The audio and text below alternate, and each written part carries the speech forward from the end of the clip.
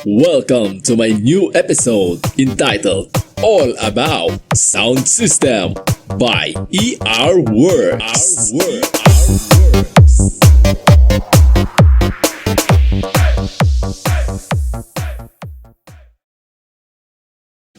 Palagi ka na lang bang nasusunugan ng Twitter, mid-range at speaker sa sub? Ang video na ito ay para sa inyo. Magbibigay ako ng tips para maiwasan na mangyari ang bagay na ito. So, kung interested kang malaman, tara, samahan ako hanggang matapos ang video na ito. Oh, teka. Bago tayo magsimula, siguraduhin muna na nakasubscribe ka na at nakahit na ang notification bell para updated ka sa mga bagong upload.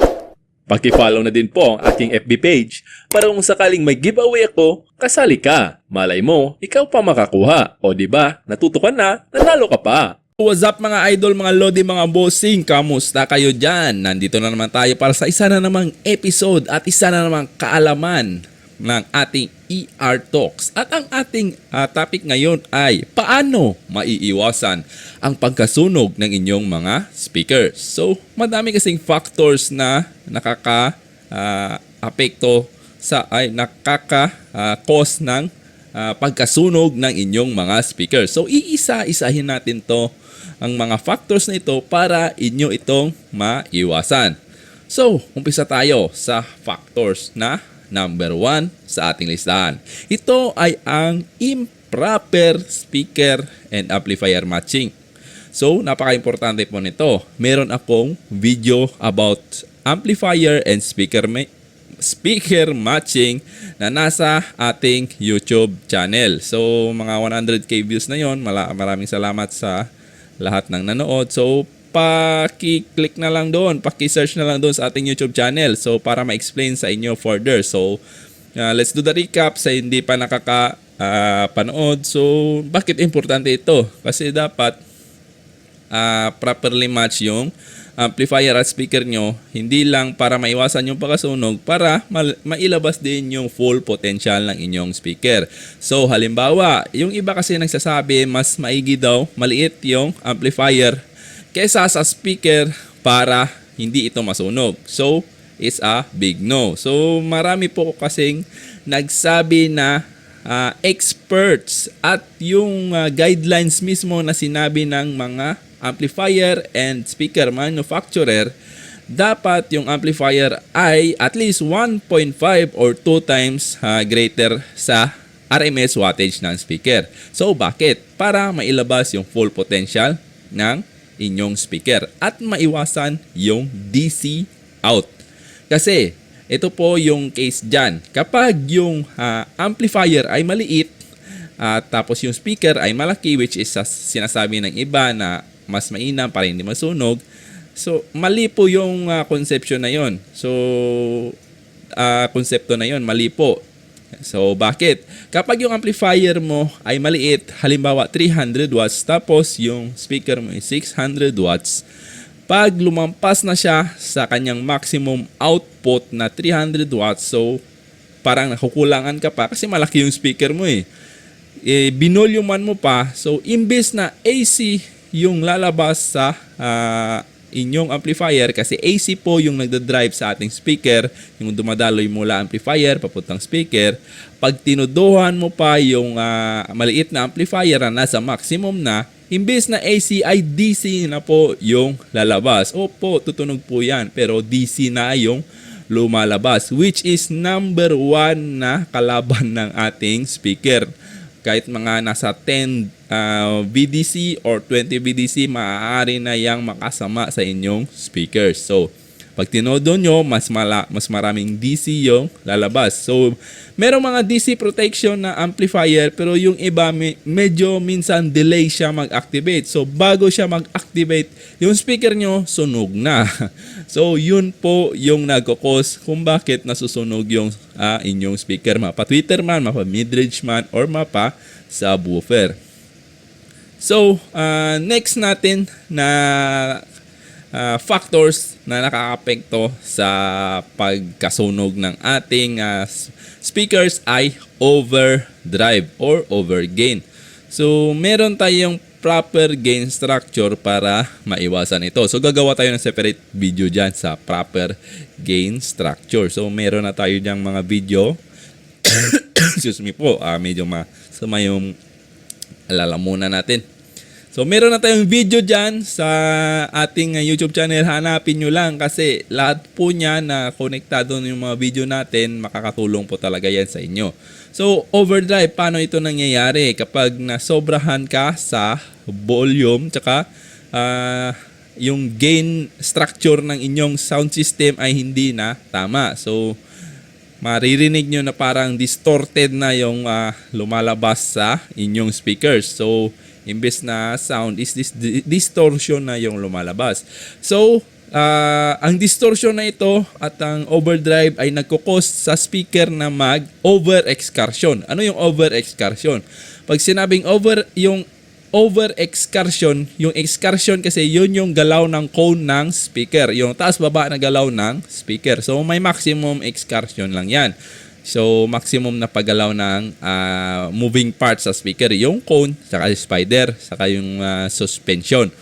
So, pag nasobrahan sa galaw yan, siyempre, overdrive ka na, may chance na masisira na yung mga moving parts, gaya ng suspension, gaya ng spider. Maaari na itong mapunit, maaaring matanggal sa pagkadikit, which is maglilid sa pagkasunog ng inyong voice coil. Sigurado po yan. Pag natanggal yung isang moving parts dyan sa speaker nyo, sigurado talaga mamaya-maya uusok na yan kasi wala na sa alignment ang inyong speaker voice coil. So, bali tumalon na yung voice coil sa magnet. So, yun talaga isang malalang gastusan yun pag yun yung nangyari sa inyo. So, iwasan natin yung overdrive. Dapat proper gain structure lang tayo. So, dapat talaga gamitin yung tenga. Kung medyo alam mo na parang sobra na, babaan mo na. Huwag mo nang ituloy. Masisira ang buhay mo. So, next na factor is improper frequency matching.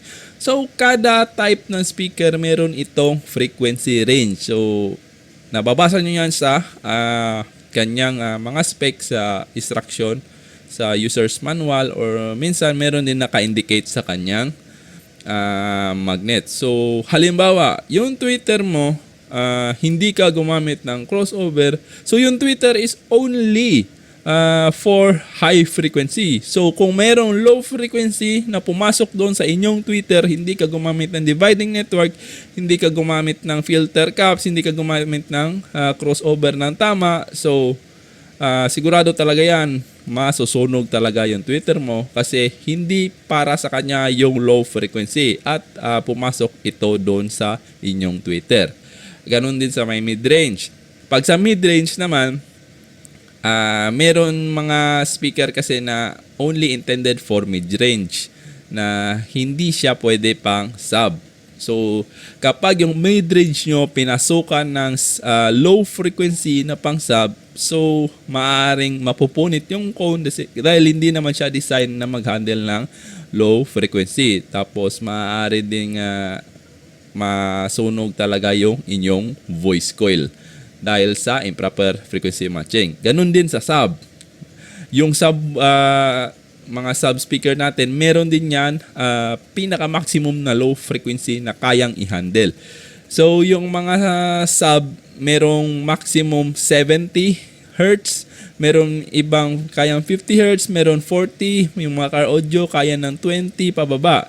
So, kung yung kaya lang ng speaker mo is 70, tapos pinababaan mo na yung lower frequency na ibinigay dito, mga 30 to 40. So, hindi po kakayanin yun ng inyong speaker. So, mag-over excursion din po siya at yung mga moving parts niya ay hindi design para sa ganong frequency. Kung mapapansin nyo, iba na po yung mga parts ng pang sub na pang car audio kasi intended po ito sa lower frequency na mga 20 Hz pababa. Iba na po yung kanyang edging, iba na din po yung kanyang mga spider. Tsaka naka dual voice coil na po ito kasi designed na ito para mag-handle ng low frequency. So dapat bago kayo mag-tune or mag-set up ng inyong sound system, alamin muna yung frequency range ng inyong mga speaker para ma-tune nyo ito ng tama, hindi yung pihit lang ng pihit. So, next natin ay improper box enclosure. Isa din po ito sa factors na nakakaapekto sa performance ng ating speaker. Hindi lang sa performance ng ating speaker, nakakaapekto din ito sa pagkasunog ng ating speakers, no? Yung improper box enclosure. Bakit? Kasi kapag sobrang liit na box enclosure na inilagay nyo para sa isang speaker, para itong nasasakal. So, ito din ay magkukos ng over-excursion. Siyempre, wala siyang i-compress kasi sobrang liit ng enclosure nyo. So, yung mai-stress yung cone, mai-stress yung suspension. So, magkukos din ito ng pagkasira ng inyong speaker and eventually pagkasunog nito. Ganon din po sa may mid-range. May tamang sukat po ito. Mayroon po yan nakalagay sa tawag nito sa datasheet ng mga speakers. Meron po talaga yan kung gaano kalaki yung volume ng box na dapat i-match sa inyong speaker. Hindi po yan hula-hula lang.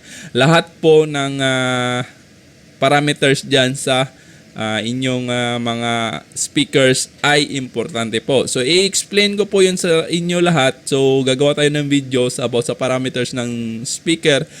Marami po yung nakalagay dyan at hindi natin alam kung ano po yan lahat. So, i-explain ko sa inyo yan isa-isa para malaman nyo kasi napaka-importante po yan. Hindi po yan numbers lang na nilagay dyan kasi yan po ang basihan nyo sa paggawa ng box. Yan po ang basihan nyo sa pag-tuning ng speaker.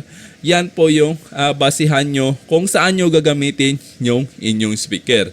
So, abang-abang na lang sa next video natin. So, isusunod na natin yan, yung mga specs ng speaker. Ano-ano ba ang nakalagay dito? So, sa ngayon, yung mga factors na nakakaapekto sa pagkasunog ng speaker ay nasabi ko na. Kung wala man ako wala man ako nasabi, feel free to comment po para makatulong din sa mga ating mga viewers dyan. So, palagi kong paalala, pag may mali ako nasabi, feel free to correct me dahil tayo ay tao lang, nagkakamali din. So, yun lang po no para sa ngayon. Maraming salamat po sa walang sawang suporta sa ating YouTube channel. So, abang-abang for our next videos at gagawa ulit tayo ng mga videos na makakatulong sa ating mga newbie sa mga ating ka-industriya dyan sa sound system. So, maraming salamat po ulit. God bless us all.